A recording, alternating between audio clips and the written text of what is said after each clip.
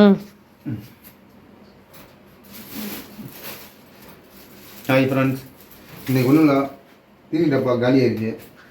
அதனால் எல்லாத்துக்கும் தீனி வாங்கிட்டு வரணும். இது வந்துட்டு காக்டெயிலுக்கு மிக்சரு. இது ரெண்டு பேர்த்துக்குமே சன்ஃப்ளவரு. இதுதான் இன்றைக்கி வந்துட்டு நம்ம வாங்கிக்கிற மிக்சர். இதில் என்னென்ன இருக்குன்னா பார்த்தீங்கன்னா நீங்கள் ஒவ்வொன்றா சொல்கிறேன். இது வந்து பச்சை பட்டாணி, தட்டைப்பயிறு, அப்புறமேட்டு கொள்ளு, இது மூணு மிக்ஸ் பண்ணியிருக்கு இதில். இது அப்புறம் எப்பயும் போல தான் பச்சை பயிறு, கருப்பு சுண்டல் மூணும். இது எப்படி மிக்ஸ் பண்ணுறது, என்ன எந்த அளவில் கொடுக்குறதுன்னு நான் சொல்கிறேன் கேளுங்க. இது எப்பவுமே நம்ம வந்து யூஸ்வலாக இது எல்லாத்தையும் ஒன்றாவே வந்துட்டு ஒரு பெரிய கவர்லையாவது இல்லை ஒரு டப்பாலையாவது போட்டு மிக்ஸ் பண்ணி வச்சுக்கணும். இதை மிக்ஸ் பண்ணி வச்சுக்கிட்டிங்கன்னா தான் உங்களுக்கு எல்லாம் ஒரே ஈவனாக வந்துடும். இது முக்கியமாக எதுக்குன்னு கேட்டிங்கன்னு வச்சுக்கோங்களேன். முக்கியமாக எதுக்குன்னா, இப்போ நம்ம காக்டெயிலு சிக்கன் மேலே இருக்குது.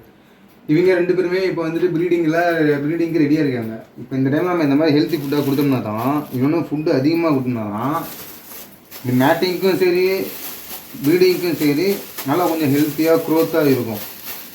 அதுக்காக தான் நம்ம இந்த மாதிரி இப்போ இந்த ஃபுட்டுலாம் வாங்கி ரெடி பண்ணிகிட்டு இருக்கோம். நான் வந்துட்டு நான் கடையில் போய் மிக்சர் அதிகமாக வாங்குறதில்லை. அதே மாதிரி எனக்கு என்ன தோணுதோ அதை நான் வாங்கி நானே ரெடி பண்ணி தான் ஃபுட்டு குருவிங்களுக்கு போடுறது. எனக்கு தெரிஞ்சு நான் பண்ணுற இந்த ப்ராப்பரான இது வந்து எனக்கு சக்ஸஸாக இருக்குது.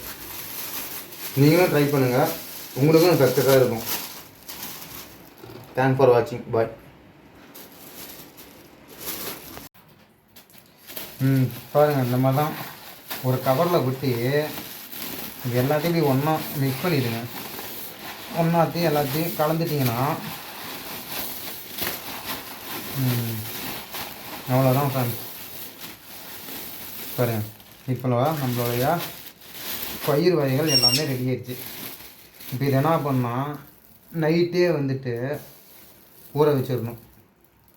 நைட்டு ஊற வச்சிட்டிங்கன்னா காலையில் வந்து பார்த்திங்கன்னா ஒரு ஒன் டைம் இல்லை 2 டைம்ஸ் கொஞ்சம் நல்லா கழுவிடுங்க.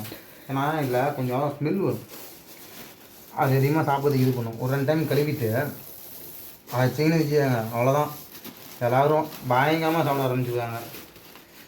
அதே மாதிரி நல்லா ஆக்டிவாகவும் இருப்பாங்க. பாருங்க, இன்னும் பண்ணவே இல்லை, அதுக்குள்ள நம்ம எக்கோரன் நினச்சிட்டு வந்துட்டாரு.